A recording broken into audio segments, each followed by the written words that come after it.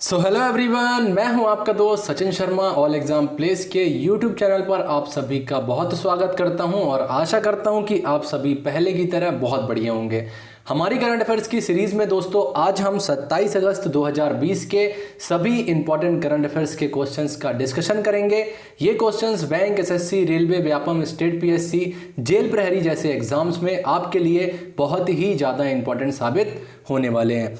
Video को शुरू करने से पहले दोस्तों, अगर आप एमपी पुलिस की तैयारी करना चाहते हैं तो ऑल एग्जाम प्लेस आपके लिए लाया है एमपी पुलिस का कोर्स। तो देर किस बात की है दोस्तों, अभी नीचे दिए गए नंबर्स पर कॉल या एसएमएस करके अपना रजिस्ट्रेशन कराएं और मात्र 1000 रुपए की फीस देकर आप एमपी पुलिस की तैयारी कर सकते हैं। तो चलिए दोस्तों शुरू करते हैं हम अपना आज का लेसन। हमारा आज का पहला प्रश्न है, टेस्ट क्रिकेट में 600 विकेट लेने वाले दुनिया के इकलौते तेज गेंदबाज कौन बन गए हैं। ये तेज गेंदबाज याद रखिएगा, जो फास्ट बॉलर है।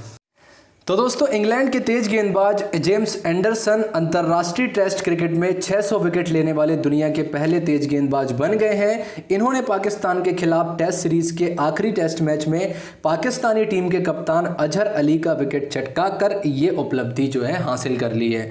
इन्होंने अपने 156वें टेस्ट मैच में ये उपलब्धि हासिल की है। टेस्ट क्रिकेट में 600 विकेट पूरे करने वाले ये दुनिया के इकलौते तेज गेंदबाज हैं, फास्ट बॉलर हैं। और ओवरऑल रैंकिंग की इनकी बात करें तो ओवरऑल रैंकिंग में ये 4th पोजीशन पर हैं। टेस्ट क्रिकेट में सर्वाधिक विकेट लेने का रिकॉर्ड दोस्तों श्रीलंका के मुथैया मुरलीधरन के नाम है। इन्होंने टेस्ट क्रिकेट में 800 विकेट लिए हैं। इसके बाद ऑस्ट्रेलिया के शेन वॉर्न हैं जिन्होंने 708 विकेट लिए हैं।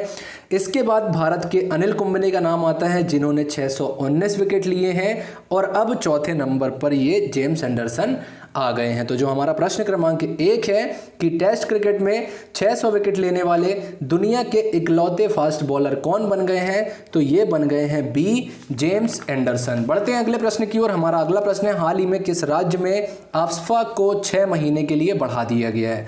दोस्तों रिसेंटली असम की राज्य सरकार ने राज्य में arms force special power act AFSPA को अगले 6 महीने के लिए बढ़ा दिया है। साथ ही राज्य को अशांत क्षेत्र भी घोषित कर दिया है। रिसेंटली हुआ यह है दोस्तों कि जो असम के राज्य के जो सशस्त्र बल हैं, एक अभियान के दौरान इनके ऊपर विद्रोहियों ने हमला कर दिया, जिसके बाद राज्य की सरकार ने यह फैसला लिया है। दोस्तों हमने कई बार इस एक्ट के बारे में सुना है, लेकिन एक्चुअल में आफ्स्पा होता क्या है इसके बारे में आज हम अपने इस वीडियो में जानेंगे। तो दोस्तों सशस्त्र सेना विशेषाधिकार कानून, जिसे अंग्रेजी में arms force special power act कहा जाता है, इसका प्रयोग, इस एक्ट का प्रयोग सेना किसी क्षेत्र विशेष को अशांत क्षेत्र घोषित करके करती है। ये एक्ट हमारे आइन जो है, हमारा संविधान जो है, इसमें अशांत क्षेत्र कानून या डिस्टर्ब एरिया एक्ट के नाम से मौजूद है। इस कानून को पारित करने का फैसला जो होता है ये राज्य सरकारों के हाथों में होता है।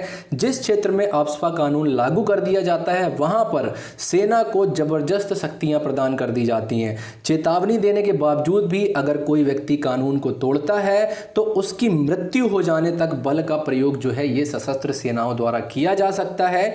किसी भी संदिग्ध व्यक्ति को बिना किसी वारंट के गिरफ्तार किया जा सकता है। साथ ही गिरफ्तारी के दौरान किसी भी तरह की शक्ति का प्रयोग जो है उसके ऊपर किया जा सकता है। बिना वारंट ही किसी के भी घर में घुसकर तलाशी ली जा सकती है। वाहनों को रोक करके उनकी तलाशी ली जा सकती है। तो दोस्तों आफ्स्पा कानून जो है ये कई बार हमारे देश में जो है विरोध, इस कानून का विरोध भी होता है।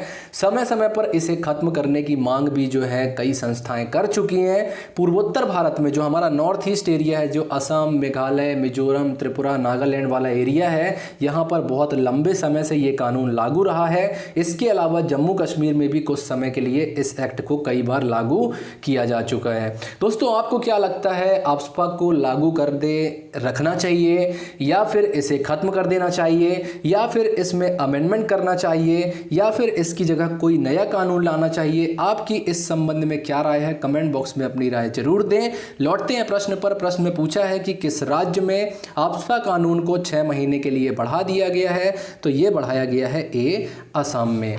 बढ़ते हैं अगले प्रश्न की ओर। हमारा अगला प्रश्न है, हाल ही में WHO ने किस महाद्वीप को पोलियो से मुक्त घोषित कर दिया है? दोस्तों रिसेंटली विश्व स्वास्थ्य संगठन यानी WHO ने अफ्रीका महाद्वीप को पोलियो से मुक्त घोषित कर दिया है। है 25 अगस्त 2020 को पूरा अफ्रीका महाद्वीप वाइल्ड पोलियो से मुक्त हो गया है। दोस्तों दरअसल अफ्रीका महाद्वीप का एक देश है जिसका नाम है नाइजीरिया, आप सभी जानते होंगे।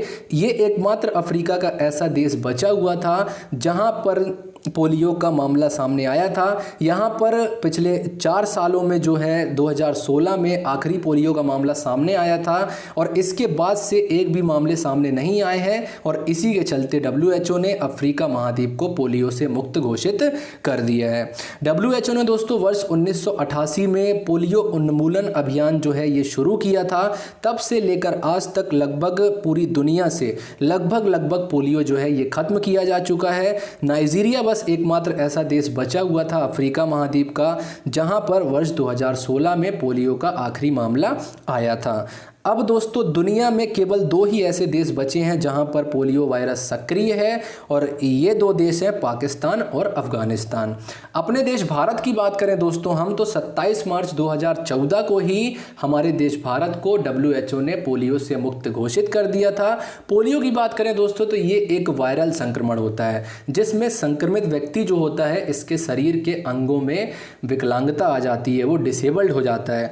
तो हमारा जो प्रश्न 3 है कि हाल ही में WHO ने किस व्यक्ति को पोलियो से मुक्त WHO ने किस महाद्वीप को पोलियो से मुक्त घोषित कर दिया है, तो ये किया है C अफ्रीका को। बढ़ते हैं अगले प्रश्न की ओर दोस्तों। हमारा अगला प्रश्न है कि हाल ही में चंद्रयान 2 मिशन ने चंद्रमा की ऑर्बिट में कितने वर्ष पूरे कर लिए हैं। दोस्तों रिसेंटली हमारा जो चंद्रयान 2 है इसका जो ऑर्बिटर है इसने चंद्रमा की कक्षा में 20 अगस्त 2020 को सफलतापूर्वक 1 वर्ष पूरे कर लिए। आप सभी को याद होगा पिछले वर्ष हमने जो है 20 अगस्त को इस मिशन को लॉन्च किया हुआ था और हमारा जो विक्रम लैंडर था इसको हमने चंद्रमा की सतह पर पहुंचाने का प्रयास भी किया था, लेकिन दुर्भाग्य से हमारा जो विक्रम लैंडर था और प्रज्ञान रोवर था ये दुर्घटनाग्रस्त हो गए। लेकिन जो चंद्रयान 2 का जो ऑर्बिटर था ये सफलतापूर्वक अपना कार्य कर रहा है और 1 साल इसने पूरे कर लिए हैं। इसरो ने दोस्तों हाल ही में घोषणा की है कि चंद्रयान 2 का जो ऑर्बिटर है इसमें लगे हुए जो सभी उपकरण हैं ये अच्छे से कार्य कर रहे हैं। अगले 7 वर्षों तक इस मिशन को चालू रखने के लिए इसमें पर्याप्त मात्रा में फ्यूल यानी ईंधन जो है ये उपलब्ध है। इस 1 साल की अवधि में दोस्तों चंद्रयान 2 ऑर्बिटर ने चंद्रमा के 4400 से अधिक बार जो है चक्कर लगाए हैं।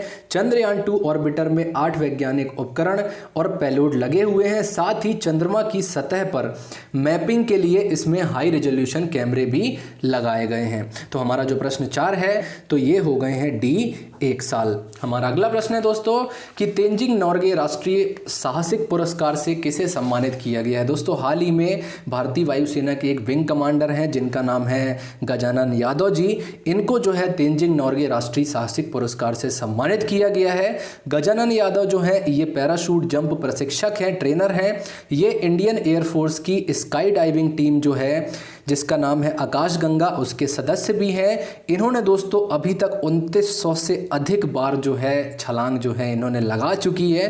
तेंजिंग नॉर्गे पुरस्कारों की बात करें दोस्तों तो साहसिक खेलों के लिए भारत का सर्वोच्च राष्ट्रीय पुरस्कार इसे माना जाता है और इन पुरस्कारों को जो है अर्जुन पुरस्कारों के बराबर का दर्जा दिया गया है। तो जो हमारा प्रश्न क्रमांक 5 है कि तेंजिंग नॉर्गे राष्ट्रीय पुरस्कार से किसे सम्मानित किया गया है, तो ये किया गया है A गजानन यादव को।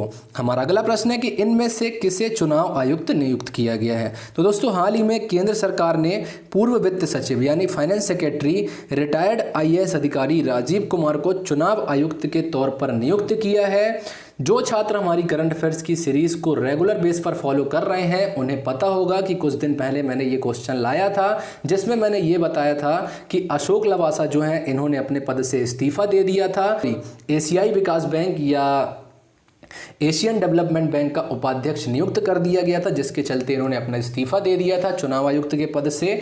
तो अब जो है राजीव कुमार जो हैं इन्हें अब चुनाव आयुक्त के तौर पर नियुक्त किया गया है और ये अशोक लवासा का स्थान लेने वाले हैं। तो जो हमारा प्रश्न क्रमांक 6 है कि हाल ही में इनमें से किसे चुनाव आयुक्त के तौर पर नियुक्त किया गया है, तो ये किया गया है C राजीव कुमार को।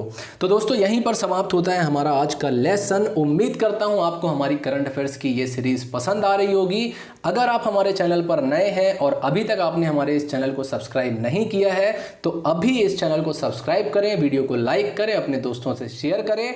आप मुझे इंस्टाग्राम पर भी फॉलो कर सकते हैं। आपके कीमती सुझाव हमेशा की तरह हमारे चैनल पर सादर आमंत्रित हैं, इसलिए अपने सुझाव हमें भेजते रहिए। आप जब अपने सुझाव हमें भेजते हैं तो हमें पता चलता है कि हमें किस क्षेत्र में इम्प्रूवमेंट करनी है, इसलिए हमेशा अपने कीमती सुझाव हमें भेजते रहिए। तो दोस्तों आपसे मिलेंगे अपने अगले वीडियो सेगमेंट में, तब तक के लिए नमस्कार and thanks for watching this video.